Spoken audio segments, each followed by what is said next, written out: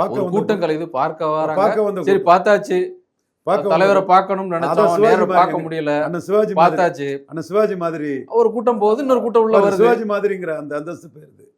நீங்க உங்களை கேட்க வரல, பார்க்க வந்ததுன்னு தான் அந்த கூட்டம். அப்ப இந்த கூட்டத்தை நம்பி விஜய் எவ்வளவு மன உறுதியோட நிற்பாரு. பார்க்க வந்தவங்க வாக்களிக்க மாட்டாங்கன்னு நம்ம சொல்ல முடியாது. சிவாஜிக்கு வாக்களிக்கல, அதான் விஜய் மன வலிமை இழந்துட்டாருன்னா காலி.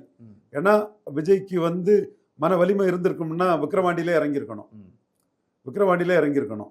அது எம்ஜிஆர் திண்டுக்கல்ல இறங்கினார். எம்ஜிஆர் வேற, அவர் 50% உள்ள கட்சியில இருந்து வந்தாரு. இது புதுசா கமல்ஹாசன் விஜயகாந்த் மாதிரி வராரு. அல்லது கொஞ்சம் லேட்டாவது கட்சி ஆரம்பிச்சிருக்கணும். ஈரோடு கிழக்குல இறங்கியிருக்கணும். 2 இடமும் அவர் இறங்கல. விக்கிரவாண்டி மாநாட்டுக்கும் இந்த மாநாட்டுக்கும் பெரிய ஒரு மாற்றம் இருக்குது. என்ன மாற்றம்? கூட்டம் கலைஞ்சதுதான் மாற்றம்.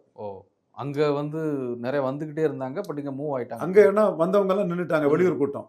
இங்க உள்ளூர்ல இருந்து வேடிக்கை வந்தவங்க வேடிக்கை பார்த்து வந்த கூட்டமா போயிட்டு, அப்போ இதை கண்டு விஜய் எப்படி முடிவெடுக்க போறாரு என்னங்கிறது வந்து கேள்விக்குறியாதான் இருக்குது. ஒரு பேச்சு கூட எடுபடலைங்கிறீங்களா?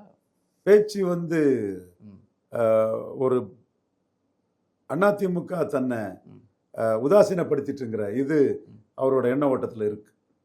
அதிமுக தலைமை சரியில்லை அதுங்கிற மாதிரிலாம் வார்த்தைகளை விடுறாருன்னா, விக்கிரவாண்டியில கூட்டம் நடத்தும் போது மட்டும் நல்லா இருந்ததா?